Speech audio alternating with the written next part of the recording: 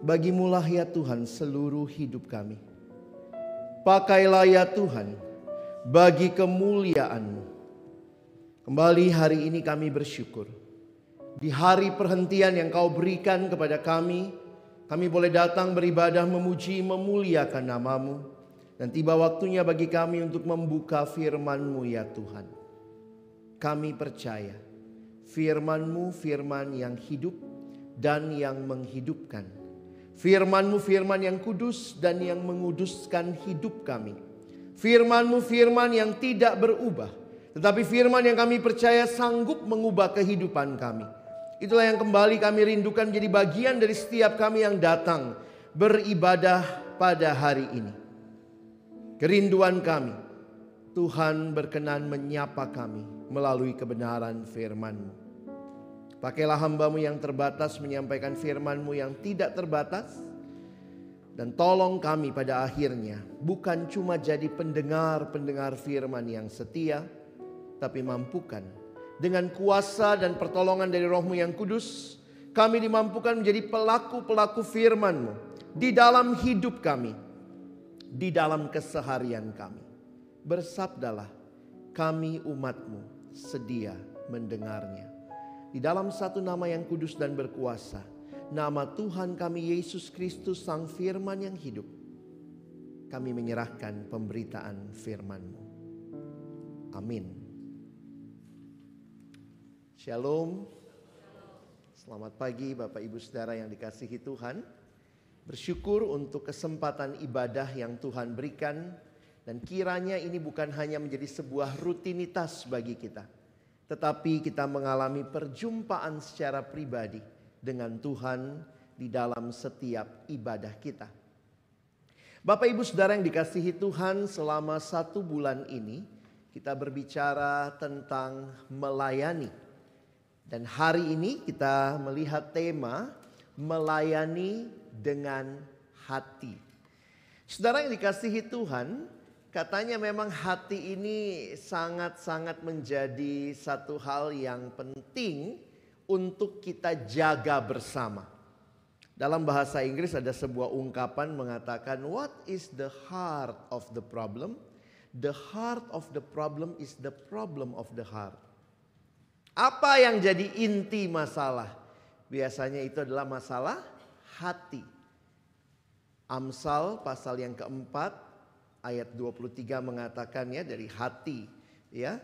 Jagalah hatimu dengan segala kewaspadaan, karena dari situlah terpancar kehidupan. Nah, karena itu hari ini mari kita sama-sama waktu mendengar firman Tuhan, jangan berpikir orang lain dulu begitu ya. Wah, harusnya dia yang dengar firman hari ini. Tetapi kita bersama-sama mengevaluasi, melihat kembali hati kita di hadapan Tuhan. Firman Tuhan yang mendasari perenungan kita diambil di dalam kitab 2 Tawarikh pasal yang ke-31 ayat yang ke-20 sampai dengan ayatnya yang ke-21. Saya ingin mengajak kita akan membaca ayat ini bersama-sama di dalam ayat yang ke-20 dan ayat yang ke-21. Mari saudara, kita akan membaca bersama-sama ayat 20 dan 21. 1, 2, ya. Demikianlah perbuatan Hizkia di seluruh Yehuda. Ia melakukan apa yang baik, apa yang jujur, dan apa yang benar di hadapan Tuhan Allahnya. Dalam setiap usaha yang dimulainya untuk pelayanannya terhadap rumah Allah dan untuk pelaksanaan Taurat dan perintah Allah, ia mencari Allahnya. Semuanya dilakukannya dengan segenap hati, sehingga segala usahanya berhasil. Saudara, ini merupakan sebuah catatan yang sangat menarik tentang pelayanan Hizkia, khususnya terhadap rumah Allah. Siapakah Raja Hizkia? Nah, kita mesti lihat sedikit latar belakang untuk mengerti dan memahami siapakah Raja Hizkia. Di dalam Alkitab kita tahu bahwa Raja Hizkia dianggap sebagai salah satu raja terbaik dan paling saleh dalam sejarah kerajaan Yehuda. Keunikan pemerintahannya terletak pada komitmennya yang kuat terhadap monoteisme, tidak ada Allah lain. Dan penolakannya terhadap penyembahan berhala yang pada waktu itu ramai mereka bangsa-bangsa termasuk nenek moyang Hizkia. Kalau kita tahu raja-raja sebelumnya itu melakukan penyembahan berhala. Saudara, pada masa itu orang menghayati bahwa setiap daerah itu punya Allah. Jadi mereka bukan monoteis, bukan satu Allah, tetapi menyembah banyak Allah. Politeis. Jadi siapakah Allahnya di Israel? Ya Allahnya Israel. Nanti kalau sudah keluar ke Mesir, siapa Allahnya? Ya Allah Mesir, begitu ya. Jadi seolah-olah Allahnya itu lokal, saudara. Begitu Allah ini pindah lokasi, wah roaming, saudara. Ya. Sehingga itu gambaran yang diberikan, sehingga Allah Israel memperkenalkan dirinya sebagai Allah alam semesta yang berbeda dengan Allah yang lain. Tapi itulah ya, Israel ini takut mengalami pergumulan. Kalau dosen saya dulu cerita, kenapa Israel itu kan udah ditolong sama Tuhan ya. Kalau Bapak Ibu lihat kan sudah ditolong melewati laut Tebrau. Mereka udah lihat semua tentang Allah. Kenapa pas masuk Kanaan menyembah Allah Kanaan?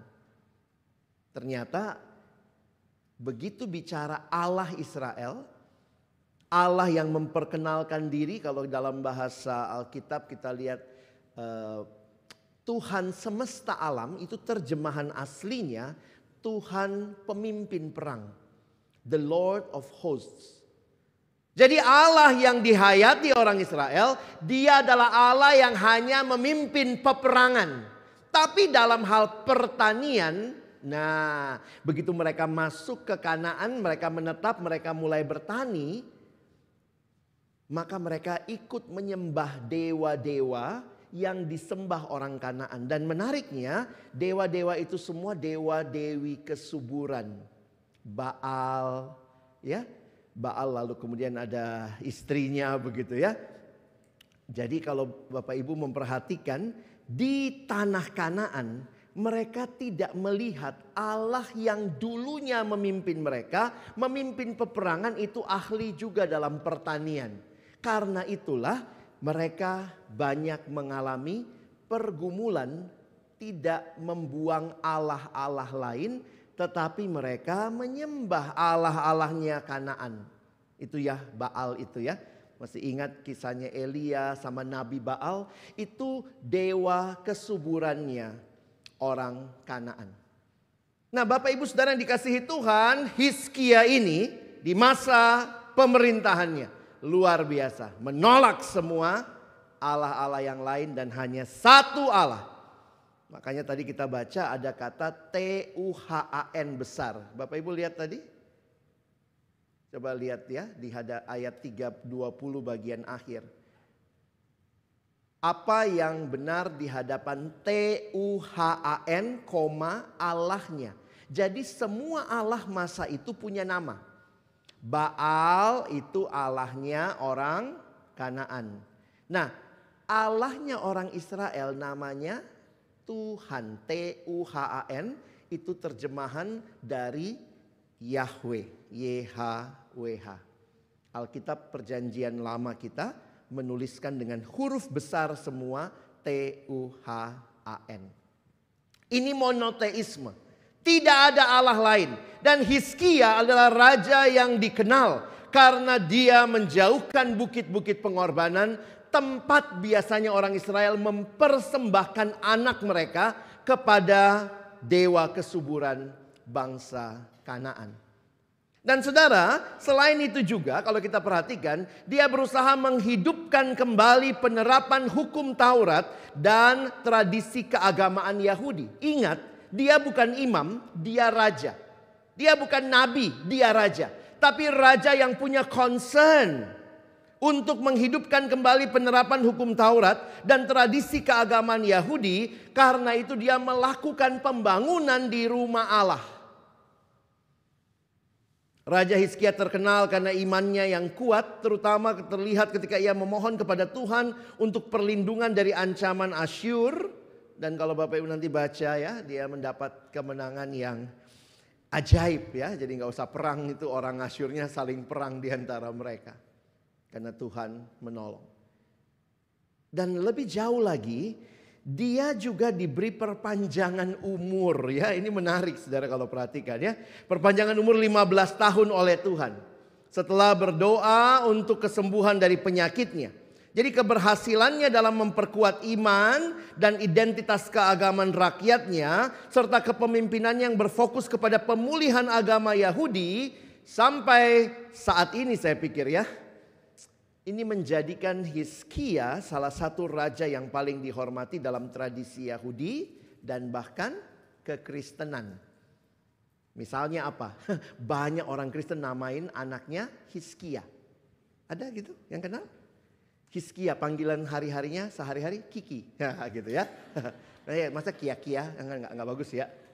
Atau Hihi. Ya biasanya Hizkia, Kiki. Nah, gitu.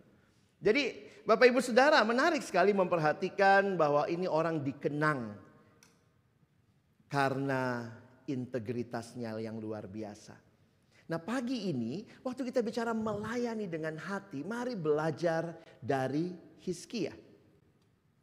Dia melayani bukan hanya dengan status dan jabatannya, tetapi apa yang dituliskan dalam 2 ayat ini seperti merangkum.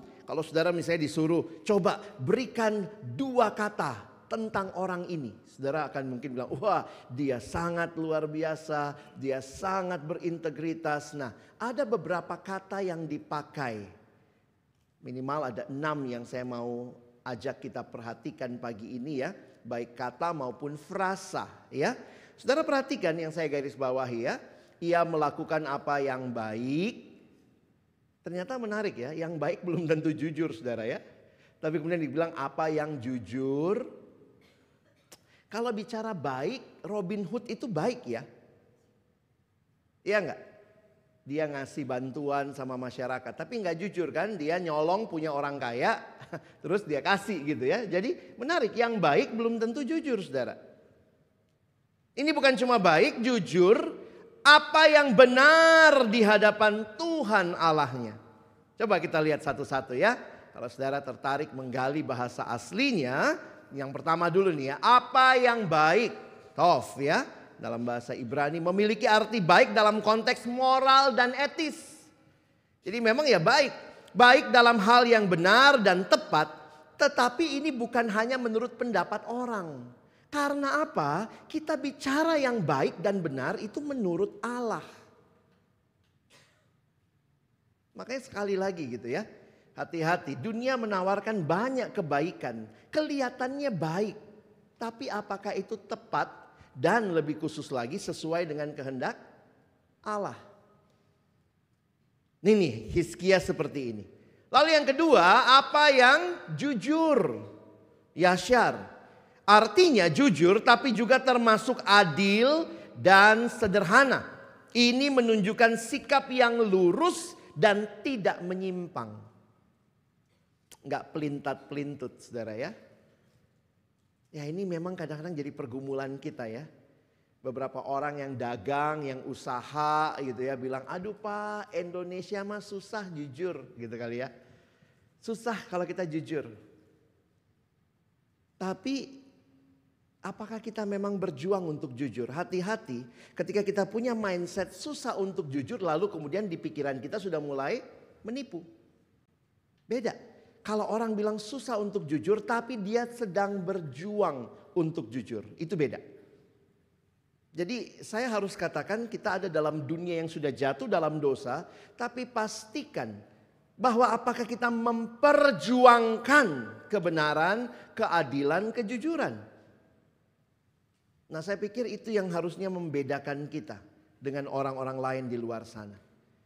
Lalu yang ketiga, perhatikan dia juga dikatakan apa yang benar Nah, menarik tadi ya, yang benar di hadapan Tuhan Allahnya.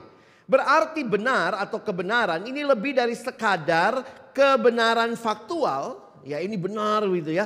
Tapi juga mengacu pada kebenaran yang sesuai dengan prinsip Alkitab. Prinsip firman Tuhan. Jadi saudara, ini kombinasi orang yang bagaimana ini ya, yang unik sekali ya. Dia melakukan yang baik, yang jujur, yang benar menurut prinsip firman Tuhan. Dan itu dia lakukan di dalam pembangunan. Karena kalau Bapak Ibu baca bagian sebelumnya yang ditutup dengan kesimpulan ini, Hizkia sedang melakukan pembaharuan di dalam rumah Allah. Dia mengajak jemaat untuk membawa persembahan kepada Allah. Dan yang menarik, dia memberi teladan. Kadang-kadang begitu ya. Orang cuma nyuruh doang, dia tidak. Hizkia raja yang bahkan juga mulai dengan memberi teladan. Jadi dalam pembangunan rumah Tuhan pun saudara perhatikan prinsip-prinsip ini. Kita kan di dalam gereja ya, bagaimana kita sama-sama membawa kerinduan kita, kiranya ini yang terjadi. Apa yang baik, yang jujur, yang benar. Sehingga perhatikan ayat selanjutnya berkata, ini 3 hal lagi ya kita lihat ya. Dalam setiap usaha yang dimulainya untuk pelayanannya terhadap rumah Allah, ingat ya saya bilang tadi ini pelayanan terhadap rumah Allah khususnya. Dan untuk pelaksanaan Taurat dan perintah Allah, ia mencari Allahnya pertama. Semuanya dilakukan dengan segenap hati sehingga segala usahanya berhasil. Saudara, dari sini mungkin kita ambil tema ini ya. Dengan segenap hati, melayani dengan hati. Tetapi bagi saya semua karakter yang diceritakan tentang Hizkia menunjukkan dengan segenap hatinya. Saudara coba lihat sebentar ya, apa yang dimaksud dengan dia mencari Allahnya. Kata mencari, kata ini berarti mencari dengan sungguh-sungguh, bukan cuma sekadar seremonial. Saya kadang-kadang sedih juga ya diundang ke acara-acara yang sebenarnya kebaktian itu cuma seremoni. Pak, ada kantor baru kami buka, datang ya doa kebaktian. Tapi sebenarnya itu cuma kayak seremonial aja gitu ya. Bukan sungguh-sungguh mencari Allah dalam pengertian apakah nilai-nilai kebenaran Allah, keadilan, kejujuran diterapkan di situ. Tapi rasanya kalau pendeta datang, doa kantor baru, amanlah, korupsi nggak ketahuan. Jadi kadang-kadang saya pikir, wow, apakah itu? Dia mencari Allah dengan sungguh-sungguh, menandakan Hizkia sangat aktif mencari apa yang Tuhan kehendaki. Saudara, hidup kayak Hizkia nggak mudah ya, pasti banyak musuhnya. Apalagi dia mulai di mana? Di rumah Allah. Karena ada yang bilang yang kadang-kadang lebih susah ngatur gereja daripada perusahaannya. Karena semua kayaknya tahu firman. Tapi realitanya disinilah kita diuji untuk melihat apakah kita sungguh-sungguh mencari Allah. Yang kedua, nah ini istilah yang kita lihat hari ini ya. Dengan segenap hati. Jadi dengan segenap hati menandakan Hizkia bukan hanya melayani secara fisik, tapi dengan seluruh perasaan, pikiran, dan semangat. Saudara, saya akhirnya mengerti ya, kalau hati itu pusat kehidupan, dari hatilah terpancar kehidupan, maka kalau hatinya beres harusnya juga pelayanannya kita harapkan beres. Kita bisa saja melakukan pelayanan karena job desk. Semua kita lakukan ya. Tetapi begitu kita melakukannya dengan segenap hati, maka itu ekspresinya kelihatan. Kesungguhan hatinya kelihatan. Dan saya pikir itulah, segenap hati itu beda dengan sekadar kewajiban. Saya cerita sedikit ya. Kira-kira bagaimana menghayati segenap hati. Seorang rekan saya, suami istri, mereka punya anak pertama. Waktu lahir anaknya itu prematur 8 bulan. Menarik saudara ya. Kalau prematur 7 bulan kadang lebih dianggap aman. ketimbang prematur 8 bulan. Jadi waktu anaknya lahir saudara, saya ingat sekali ya mereka punya pergumulan karena langit-langit di atas lidah ini ya. Langit-langit mulut anak ini belum tertutup dengan sempurna. Jadi pergumulannya apa waktu itu? Itu kalau minum susu keluar lagi saudara. Minum susu keluar lagi dari hidung. Sehingga waktu itu dokter kasih saran begini. Gini, usahakan dulu 3 bulan ini supaya berat badan anak nambah. Kalau 3 bulan berat badannya nggak nambah, nggak ada cara lain, harus operasi, ambil daging dari mana, tutupin langit-langitnya. Nah saudara, kalau anak kecil begitu ya baru lahir, lalu kebayang mesti operasi, nggak tega ya. Sehingga apa akhirnya dokter bilang solusinya begini. Karena kalau berat badannya nambah itu secara alami pelan-pelan nutup sendiri. Asal berat badannya mencapai yang diharapkan. Jadi teman-teman waktu kemudian kita dengar cerita itu sebagai teman-teman. Wah kita doakan begitu rupa ya. Sementara itu yang tadi saya bilang. Minum susu keluar lagi Bapak Ibu ya. Sehingga akhirnya mesti cari posisi yang paling pas untuk menyusui begitu ya. Ini suami istri bekerja sama melakukan segala hal supaya anak ini mencapai berat badan yang pas di bulan ketiga. Kadang-kadang anaknya harus dibalik posisi begini supaya nggak keluar lagi air susu yang diminum. Kadang mamanya yang mungkin harus kebalik begitu ya. Tapi mereka berdua suami istri berjaga-jaga melakukan segala hal, coba ini dan itu dengan segenap hati. Karena ini anak mereka. Kira-kira kalau pembantu, ART yang lakukan segenap hati enggak? Mungkin ada yang segenap hati. Tapi pasti beda sama orang tua sendiri ya. Kadang-kadang kita kalau lihat ya, orang tua akan berjuang, ini anak saya. Sementara yang bukan orang tua cuma akan mikir ya saya dibayar berapa? Oh dibayar mahal, oke deh gue segenap hati. Dibayar murah, asal-asalan. Gak mau minum ya sudah. Puji Tuhan ya bulan ketiga berat badan mencapai. Dan akhirnya benar ya pelan-pelan menutup sendiri.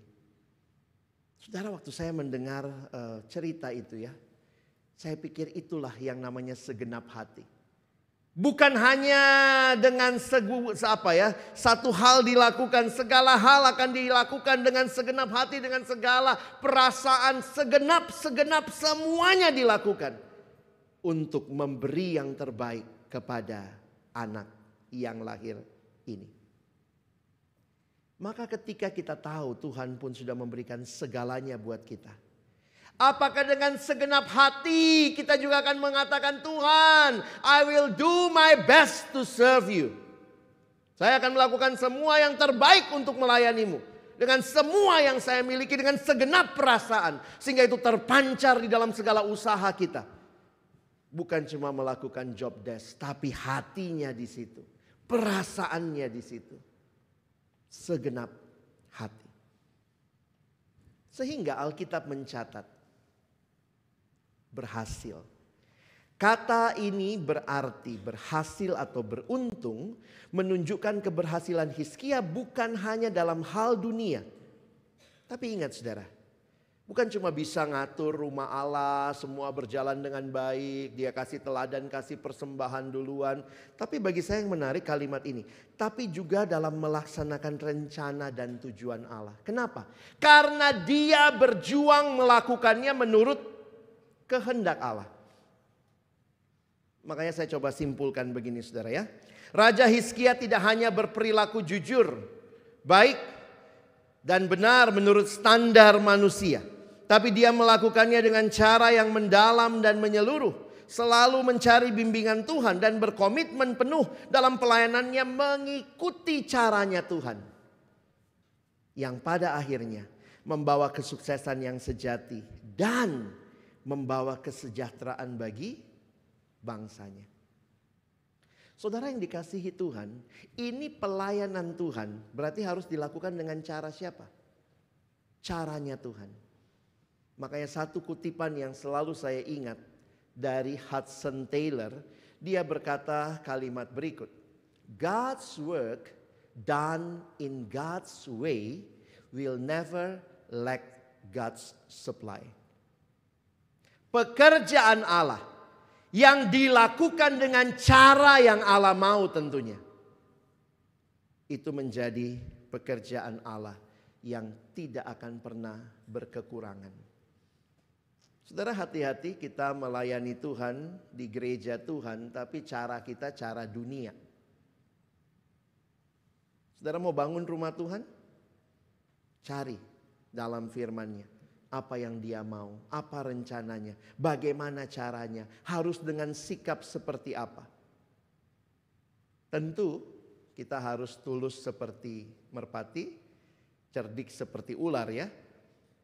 Tapi ya bukan berarti kadang-kadang kita cerdiknya yang kelebihan, tulusnya nggak ada. Ya kenapa? Karena dunia begitu. Ada yang bilang iya Pak, sekarang tuh dunia bisnis susah gitu ya. Tapi kemudian dibawa juga ke dalam pelayanan. Hati-hati.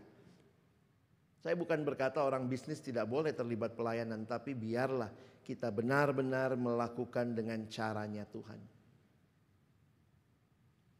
Jadi pertanyaannya buat kita, apakah selama ini kita telah melayani dengan hati yang tulus? Mencari kehendak Allah dalam segala hal? Maka mari meneladani Hizkia, saudara ya. Meneladani raja yang melayani dengan hati yang utuh, integritas dan kebenaran sehingga benar pelayanan kita benar-benar memuliakan Tuhan. Saya coba pikirkan beberapa aplikasi buat kita pikirkan pagi ini. Saudara, kita ini adalah orang-orang yang sudah jadi anak Allah ya, karena karya Kristus di kayu salib. Dan identitas kita sebagai anak-anak Allah membuat kita harusnya, saya pikir baik di dalam gereja, di luar gereja, di dalam hidup sehari-hari, pastikan saudara dan saya kita berjuang hidup seperti Yesus. Ya, live like Jesus. Waktu orang lihat hidup kita, biarlah mereka bisa melihat Yesus yang hidup di dalam diri kita. Berarti juga apa? Kalau saudara dan saya melayani, melayanilah seperti Yesus. Ini ayat yang menarik ya. Waktu kita bicara pelayanan, Yesus berkata, kita baca sama-sama ya, Markus 10:45. 1, 2, ya.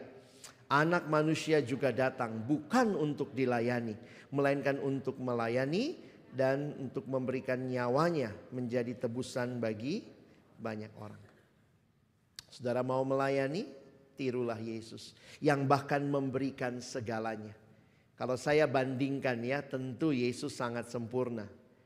Kita hari ini belajar dari Hizkia.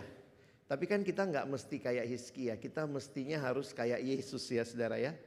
Karena bukan Hizkia juru selamat kita. Setiap kali belajar tokoh-tokoh perjanjian lama, ingat penggenapannya di dalam Yesus.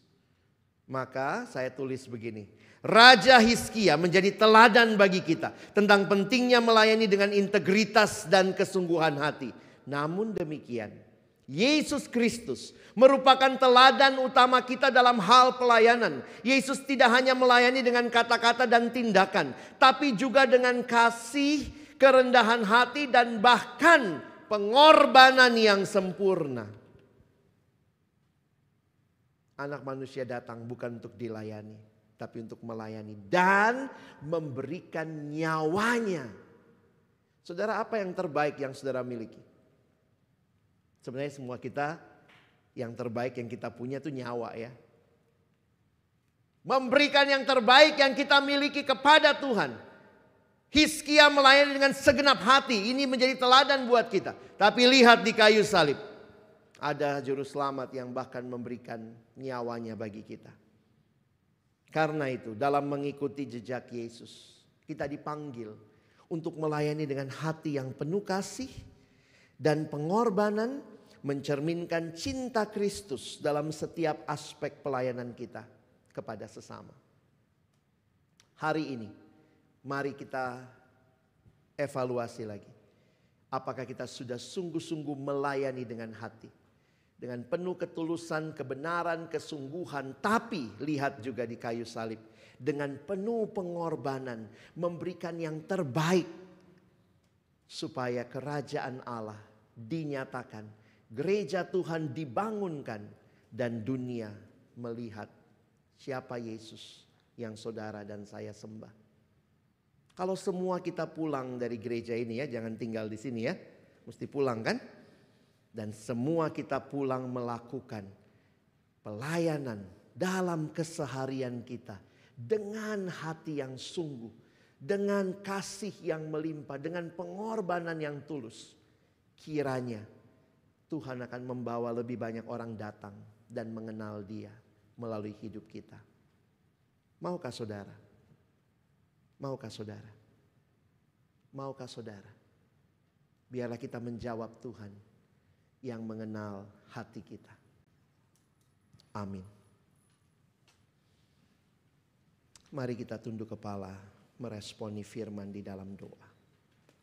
Terima kasih ya Tuhan untuk kebenaran firman-Mu yang kembali menyegarkan hati kami melihat teladan Hizkia, tetapi juga melihat penggenapan dalam Kristus yang bahkan memberikan segalanya yang terbaik bagi kami.